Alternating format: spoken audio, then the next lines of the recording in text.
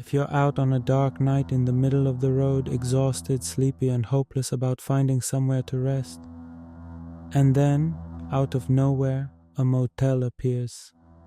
Not on the map, not in booking apps, not even on GPS, but its door is open.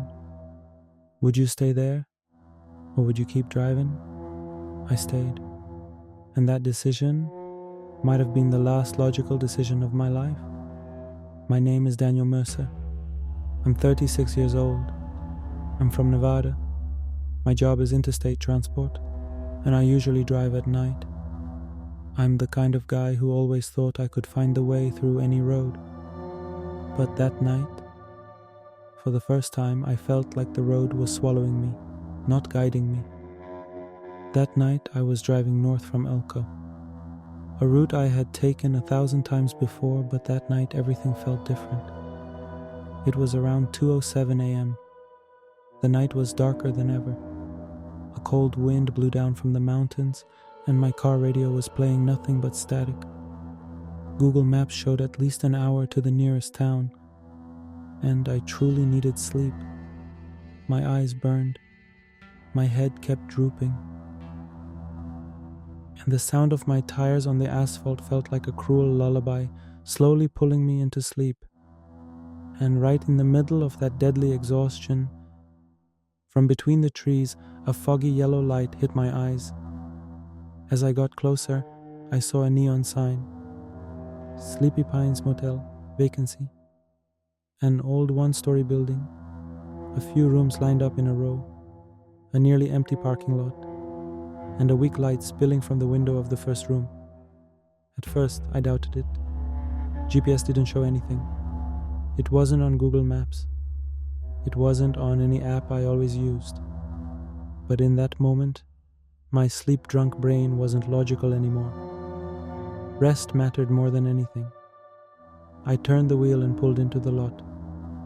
The entrance door was open, but there was no buzzer.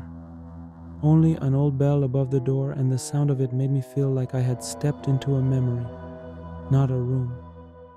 Behind the desk, a middle-aged woman sat in a perfectly clean hostess uniform, a forced smile on her lips. But her eyes were like two emotionless rings. I asked, "Do you have any vacant rooms?" She smiled and said, "Room 6 is ready. No need to fill forms. Just rest." She handed me an old metal key. Not a key card. No receipt. No name. Just a key, a room, and one sentence. "Enjoy your night, Mr. Mercer." When I entered the room, everything was strangely clean. The bed was perfectly made. The bedside lamp was on, the window was half open, and on the table there was a glass of water, a small flashlight, and a notebook. Everything looked normal. Too normal. I lay down on the bed. At first it felt good, but before 5 minutes passed, I heard a tiny sound from the air vent. Rustling, whispering, sounds with no clear source. I thought it was just fatigue, but the sounds didn't stop. I got up. I walked to the window. Outside, the parking lot was empty, but all the other rooms were dark. The only light on was the light in my room. I sat at the desk. I opened the notebook. On the first page, in blue ink, a handwriting said, "You're not the first." The next page, "Room 6 listens." The next page, "Don't sleep. Don't open the door after midnight." My blood ran cold. I wanted to run outside, but it was like an invisible force held my feet. Not physically, mentally, like the feeling of sinking into a half-aware dream. I went into the bathroom. The fluorescent light flickered. When I looked into the mirror, at first I only saw myself. But then, a shadow was standing behind me. Not transparent, not clear, just a presence you could feel. I turned around. No one was there. but when I looked back at the mirror, the shadow was closer. And in the notebook, a new sentence appeared. You've already been here before. If you've been with me up to this moment, please like this video so I know you're still with me on this dark road. Because from here on, reality and sleep are going to mix forever. My eyes still hadn't adjusted to the darkness of the night, but that room already felt like a stone pressed beneath my mind. I don't know how many minutes had passed, or how many moments those unclear sounds had been moving through the vent. I felt the airflow in the room decrease. Not that it got warmer, not that it got colder, but as if the ventilation of reality itself had been cut off. I was sitting on the bed. My ears were still chasing those strange whispers, like a series of words repeating again and again. Room listens, room listens. Every time I heard it, a deep tremor ran down my spine. I stayed motionless for a few moments, not knowing what I should do. When I went back toward the mirror again, I saw something different. Not my reflection, not the normal face of Daniel Mercer, but an image of me wearing different clothes, like the old clothing of a man from a century ago. I stepped back a few steps, but the image in the mirror remained still. I raised my hands to see if that person in the mirror was really me or just an illusion. But when I saw my palms in the mirror, something else was there too. A bloody fingerprint on the mirror glass. Fresh, as if a finger had just been dragged across it. My heart beat fast, not only from fear, from confusion. I said, "What is this place? What is it really?" But I heard nothing, not a sound, not even absolute silence, as if the world had left me completely alone. I stood up and put my feet on the floor, and I felt like the floor had awareness. Not like a real floor, but like a screen where every step caused a visual glitch. As I walked, the fog in the room covered not only the space around me, but also my brain. And suddenly, something else appeared in front of me. On the floor beside the bed, a handheld flashlight was lying there. Not a modern model, an old metal flashlight that looked like it had been there for decades. When I reached for it, I felt reality tremble at the same time my hand moved.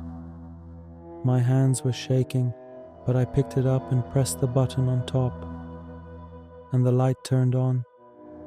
The white beam cut through the darkness like a blade.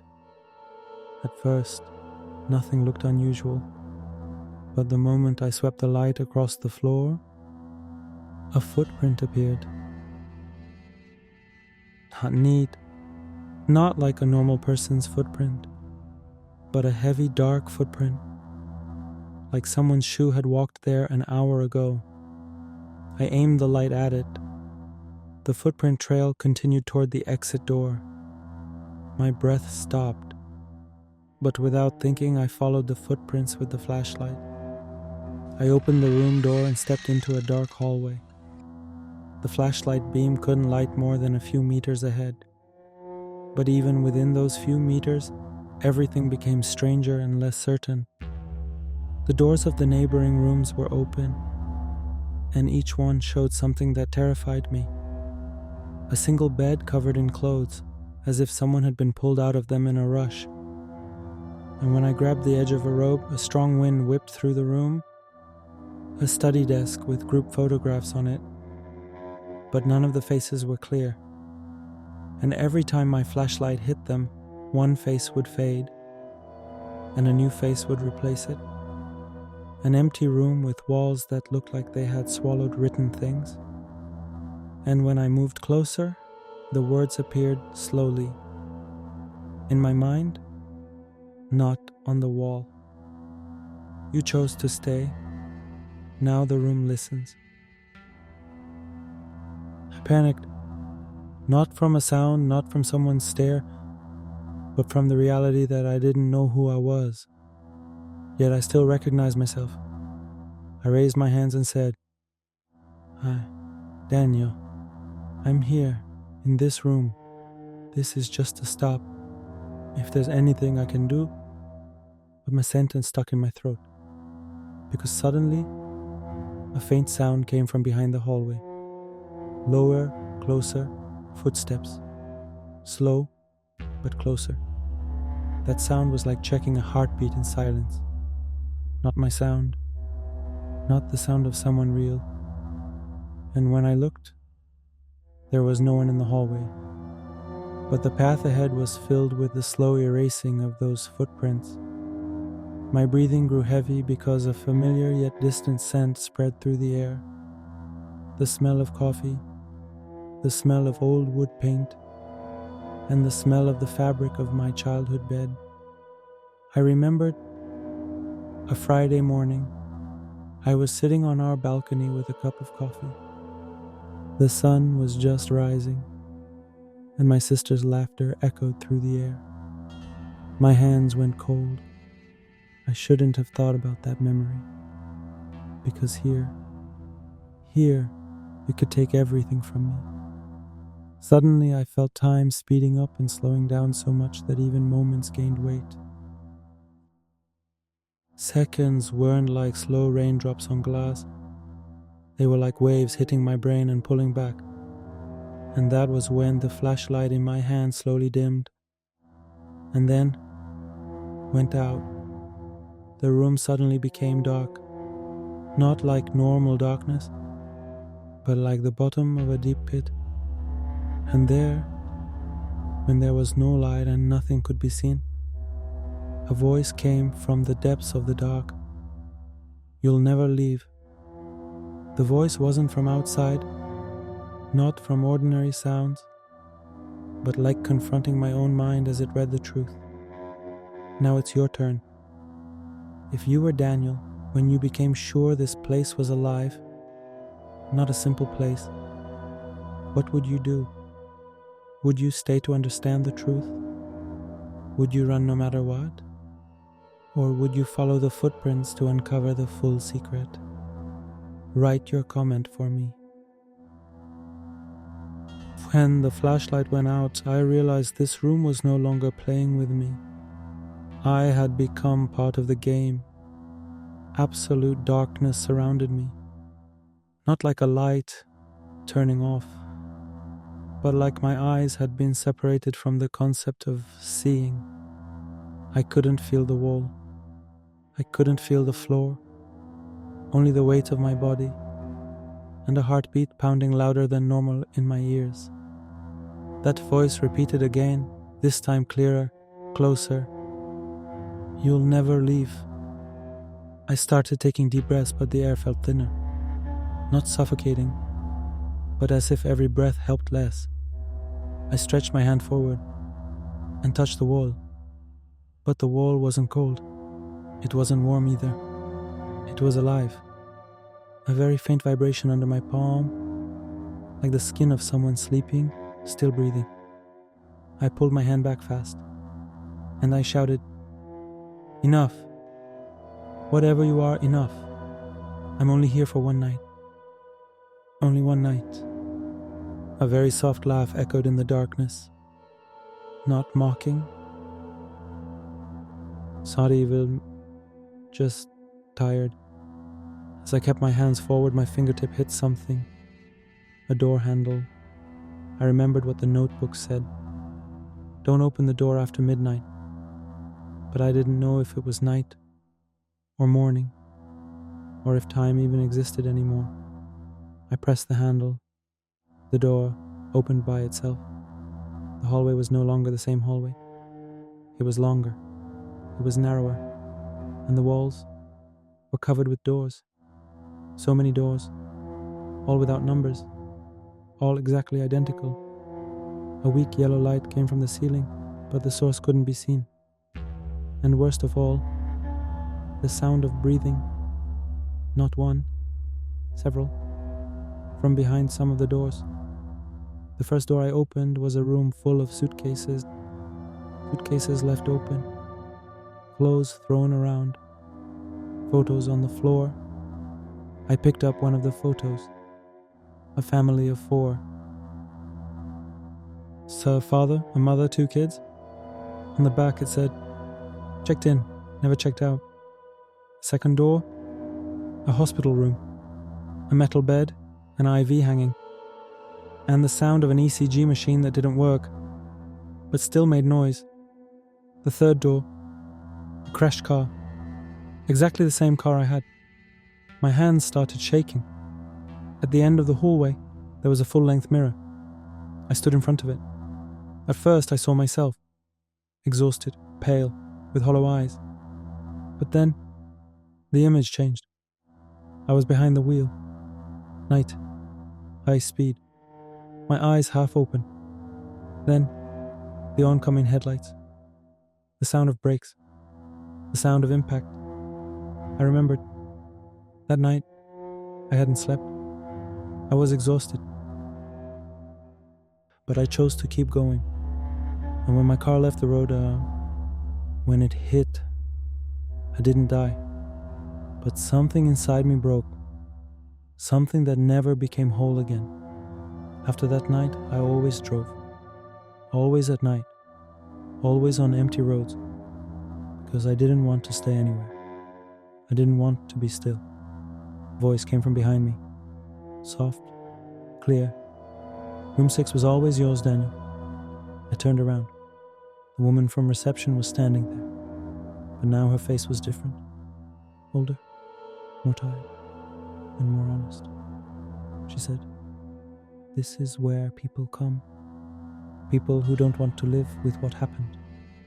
I asked, "So what is this place? Is it hell?"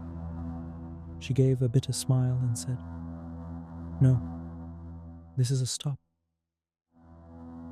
She said, "Either you stay, and every night you fill a new room," she pointed to the doors, "or you accept that you have to go back." I asked, "If I go back, what happens?" She said, "It hurts, but it's real." My eyes fell on the door of room 6. The door was open. Morning light was coming through it. My eyes opened. A nurse's voice. White light. The smell of alcohol. The doctor said, "Welcome back, Mr. Mercer. We thought you wouldn't come out of the coma." Tears gathered in my eyes. I was back. I don't drive at night anymore. I don't go chasing empty roads anymore. Because I know some motels don't truly exist, but as long as you run from the truth, their room is always ready.